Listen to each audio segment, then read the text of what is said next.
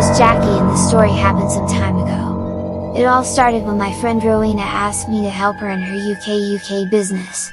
Her business is making a substantial amount of money and she needed help in scaling it up. Tons of second-hand garments are being shipped to her by her suppliers and she needs the extra hand to sort it out. Rowena is my high school batchmate. Ever since we already knew that she would hit it big because she's very wise when it comes to dealing with her finances. I would not lie, I was a bit jealous of what she has achieved so far, but nonetheless, I'm always happy for her. I came in at her shop the very next day and we started sorting the garments inside the boxes. Some needed repair, some needed cleaning, while some are in pristine condition that it is ready to be sold. We would hang those in hangers and immediately put them on the display. The next day I opened a box labeled San Isidro Funeral Parlor. I'm a bit perplexed about this, so I asked Rowena what is this all about. Rowena explained to me that funeral parlors are some of her cheapest vendors of used clothes. She detailed that when people die they are wearing clothes that are discarded when their relatives bring clothes that they want their loved ones to wear at their funeral. Instead of discarding those clothes, funeral parlors are selling them at a very cheap price. I gasped as Rowena was explaining this. I took one piece of clothing from this box and I could see that there were hints of blood on some of them. "Oh yeah, we need to wash those shirts that have some blood in the forearm," Rowena casually told me. Although I don't mind doing this, after all, I'm being paid to do this, but it is still disturbing to know that these are taken from the dead. I decided to ignore this feeling and took those garments to the washing area. I brought the clothes that had blood in them to the washing machine. As I was putting the soap in when I suddenly felt that someone was watching me. All of the hair on my neck stood up. I stopped what I'm doing and scanned the surroundings. There's no one around. Strange, this is the first time that this has happened to me. I can't shake the feeling that I'm being watched. "Is everything alright?" Rowena suddenly spoke. "Jesus! You scared me," I replied as I clutched my chest. "How long have you been there?" I asked. "Just now, I saw you standing there like you've seen a ghost, that's why I asked," Rowena explained as she dumped some more clothes in the bin. "It's nothing, maybe your story about these clothes got into me," I shook my head and continued what I'm doing. The next day was a busy day, the shop was teeming with buyers. After a lull in the customers, I excused myself for a toilet break. Immediately as I entered the toilet I could feel that the atmosphere was very heavy. I feel heavy negative emotions, sadness, hatred, and fear.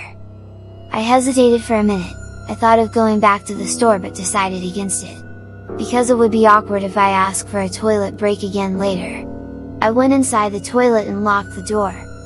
I cringed when the light flickered but I shook it off. Not long after that, I swear I could hear whispers and indistinct voices all around me. It's too much for me. I quickly went back to the store. "That was quick," Rowena quipped. "Wang, I feel something weird in here, I'm perspiring as I speak." Rowena looked at me intently. "So, you feel it too?" She spoke without breaking her eye contact with me. I was surprised by her answer. She told me that she also experienced eerie things ever since she states when noticed. Hanging clothes would be moved to different places when she returned in the morning. She confessed that these are actually the reasons why she decided to hire someone. It's not because she can't handle the work but because she needs someone to accompany her. "Don't worry, we're in this together," I assured her. The next day started without so much happening for the whole day, but at around 9 PM when we were about to close shop, we encountered the most unforgettable haunting in our lives. Rowena was counting the money on the counter while I was cleaning the floor of the shop when I felt that the atmosphere became chilly. It's very unusual because Rowena's shop doesn't have any air conditioner. I looked at Rowena to check if she feels it too, but before I could take a good look at her the light of the shop suddenly flickered and turned off. Rowena let a little shriek followed by an involuntary expletive on her part. "Brownout?" I asked Rowena. She looked outside and saw that the power interruption only happens in our shop. "No, maybe one of our electronic gadgets tripped the switch," she replied as she picked up a flashlight behind the counter and pointed it at the switch box behind the back door. We both approached the switch box. Rowena placed a stool and stood on it while I held her hips for support. Before she could flick the switch, we heard a loud scream on the far side of the shop near the main entrance. Rowena almost fell off the chair. She's just lucky that I was there to stabilize her. What the hell was that? Rowena pointed her flashlight in the direction of the scream. Flick the switch quick, I said as I tugged on Rowena's hips. Rowena quickly pointed her flashlight on the power switch that tripped and electricity was restored on the shop. Afterward, we both held each other's hand as we carefully made our way where the scream came from. As I suspected, there's no one there. I got a bad feeling about this. I held Wang's hand with both hands and told her that something supernatural was happening. She looked at me and nodded. We were about to go back to the cash register when the light flickered again. This is followed by items being flung everywhere as if some invisible entities are tossing them around randomly.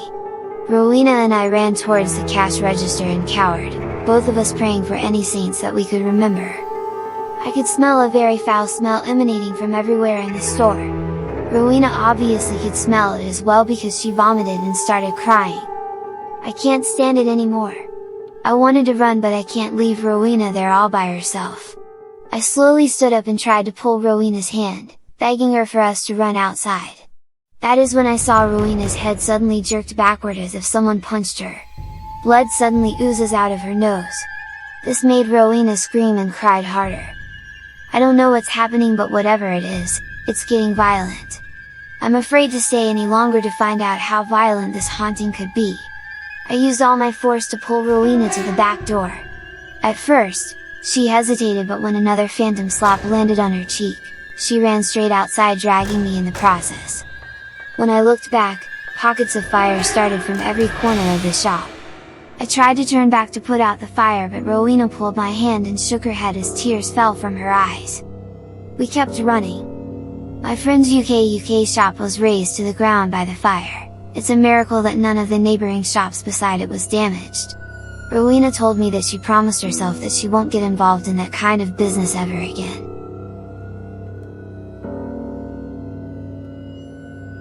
Some people believe that being unreasonable or unpleasant at work makes them more efficient. They feel vindicated because no one has ever successfully shut off their behavior, and their power-tripping produced results. My team leader Mary Jane and my operation manager Juvie are the worst leaders that I encountered in the BPO industry. TL Jane would call a meeting and humiliate me by pointing out my mistakes in my calls. I am open to constructive criticism, but I should have been coached in private.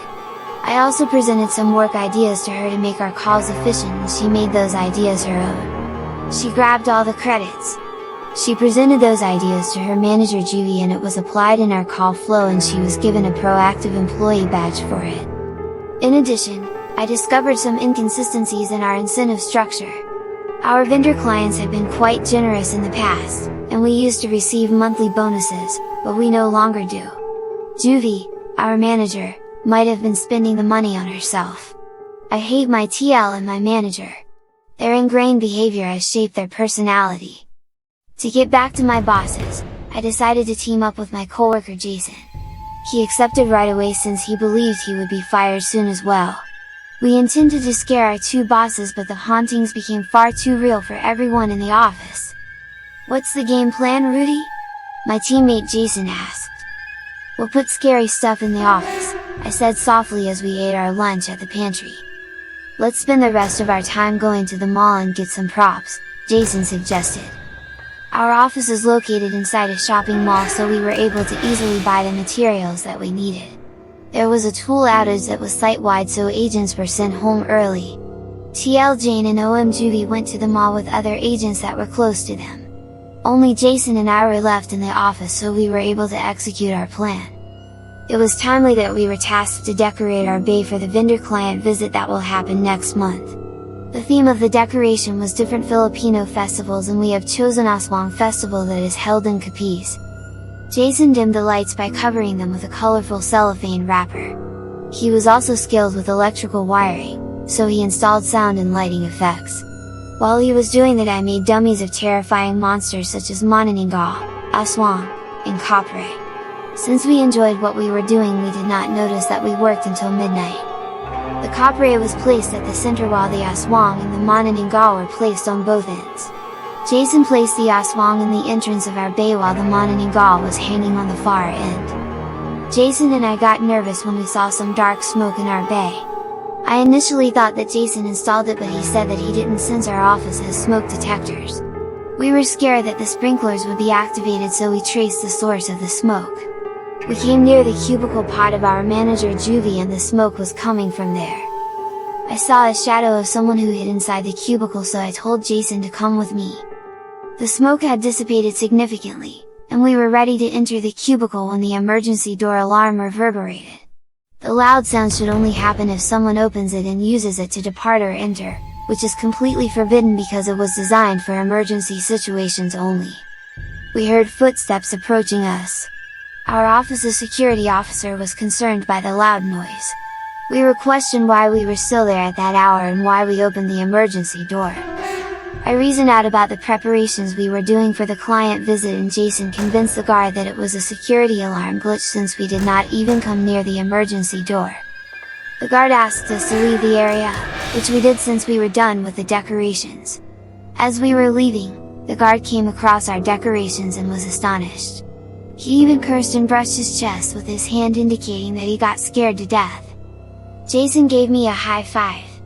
We realized we were successful in decorating our bay with our theme of Aswang Festival. The Aswang Festival is a socio-cultural event held in Roxas City, Capiz, with the goal of dispelling the idea that the province is home to Aswang by making the monster the province's most popular tourist attraction. This annual festival takes place around the end of October, just in time for the Philippines All Saints Day, or Undas. The Kapazanyan of all ages looks forward to the procession of participants dressed as the most terrifying mythical creatures, such as Balbal, Wakwak, and Kapre. A trade exhibition exhibiting their famed seafood items and other local delights runs concurrently with this event. We arrived at work early the next day to see how our co-workers, particularly our bosses, reacted. Those that came into our bay had the same immediate reaction as the security guard the night before. They screamed, cursed, and then laughed at each other. When my supervisor Mary Jane saw the decorations, I was surprised that she did not become terrified, and her eyes even gleamed with delight.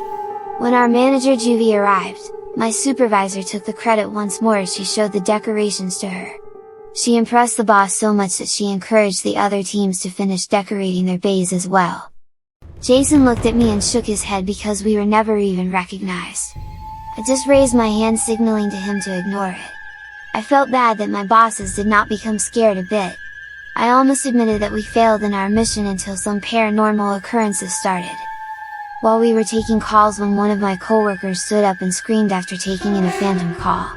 As technical support representatives, we receive incoming calls for troubleshooting fiber optics internet connection of our customers in the US.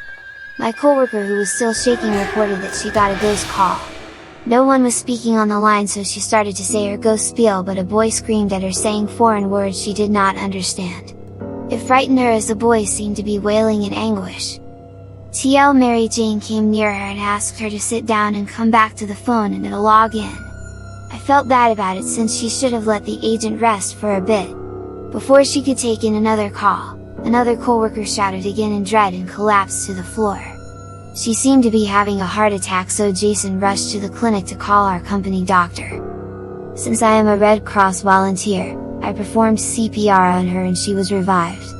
We learned later that she was not able to take her lunch and medication on time that day since it was queuing and lunch was moved to the last part of the shift. My coworker was sent to the hospital for a full checkup, and I learned later that she was sent home the same day. I noticed that my bosses were too scared when that happened. It could be because of their concern for the agent or due to the financial losses they would incur if an agent dies on the production floor. The next day, I came early to work to take a bath. I borrowed the shower room key from the assigned security guard. I heard someone crying as I approached the shower room. It sounds like a lady's voice.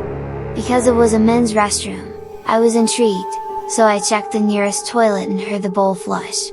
Because the door was unlocked and no one was around, I concluded that the toilet bowl flushed on its own. My peripheral vision caught a glimpse of someone passing by, so I dashed out to check, but I was alone in the restroom. I carefully examined each cubicle, but they were all empty except for one bidet that was left open. I I turned it off and checked the shower room. The crying voice already faded, but I was still anxious to find out who was sobbing. I got close enough to grab the doorknob and slowly opened it. I peeked inside first and opened the door widely. No one was there, so I just continued taking my shower. The next day, we were surprised that our decorations were changed or moved. The mrnightmare was placed on top of the entrance while the aswang was put in the far end, so they were swapped their places. We asked the roving guard, but he was firm that he did not touch the decorations. We asked the other guards, but they mentioned that they are only allowed on the production floor during their shift and only the roving guard roamed the area. The worst, though, was yet to come. In the sleeping quarter, one agent was discovered dead. I overheard that he'd been lifeless there for 2 days. He was awakened by a janitor who was preparing to clean the room, and it seemed he was not responding. He shook his shoulder repeatedly, but was surprised to notice that his eyes were open and his lips were already dry and pallid. The sight of his body being removed from the sleeping quarter gave us a shiver. But it made me smile to see my superiors Mary Jane and Juvie get overly worried. We witnessed a series of paranormal activities in the days following: computer monitors turning off and on by themselves, keyboard typing on their own, phantom images flashing on the mirrors and glass walls, frequent power outages despite the presence of mall's generator, lights flickering on and off, phantomic laughter of kids playing in the production floor, alarm system of the emergency door frequently malfunction producing a loud and disturbing beeping sound, shadows in the restrooms, the presence of virtual smoke. Our decorations kept being moved or moved by themselves. The truth is, there were too many to mention. My Juvie requested for review of all the CCTV footage in the building, and they did not find anything unusual. The subtle hauntings became a part of our daily work life. Then a week later, I noticed some changes in the behavior of my bosses, especially Juvie. She smiles a lot now and looks inspired. Jason later admitted that Juvie was her new girlfriend. Not bad, since Juvie is smart, sexy, and beautiful despite her toxic attitude. And I noticed that the level of toxicity in the office diminished. I'm not sure if it was caused by the hauntings or by our love-inspired operation manager's better behavior. Jason also persuaded me to date our supervisor, Jane. I shrugged it off because I adored gorgeous women and my team leader did not meet that requirement.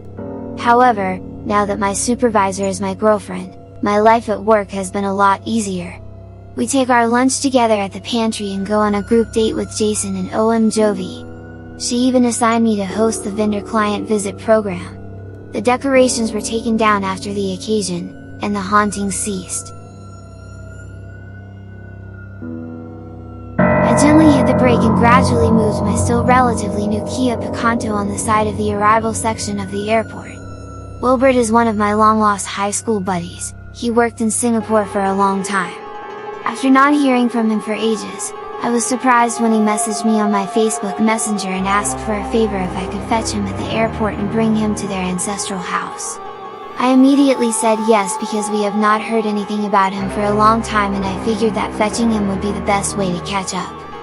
The airport guard motioned me to move my vehicle closer to the side of the platform, to which I immediately followed. As if on cue, I saw Wilbert walking out of the airport with luggage in a sports bag. He was scanning the area, probably looking for me, so I opened the windshield, honked the horn, and waved my hand. He saw me and started walking in my direction. Strangely, he did not even smile nor acknowledge me. He's probably tired, I said to myself as I unlocked the front seat.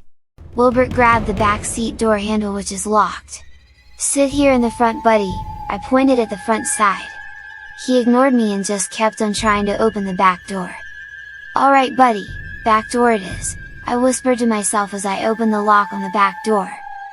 He immediately entered my vehicle and made himself comfortable. "Hey bud, how are you? Long time no see," I smiled widely, anticipating his answer. He looked at me coldly and just said, "Put my luggage in the trunk." My heart sank. This is not my old friend that I used to know. He's very cold, rude, and distant. I shook my head a little bit and went outside the vehicle to put his luggage and sports bag on the trunk. When I came back to the driver's seat, I glanced at Wilbert from the back mirror and he was looking straight as if in a trance. I decided not to disturb him, so I started the engine and started our journey. Halfway into our journey, we traversed a dark and long winding road.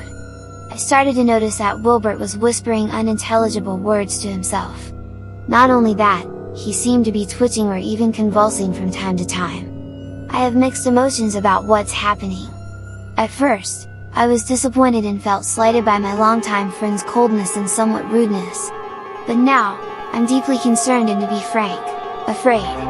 There is definitely something wrong with this man. I kept on driving and kept on looking behind my back.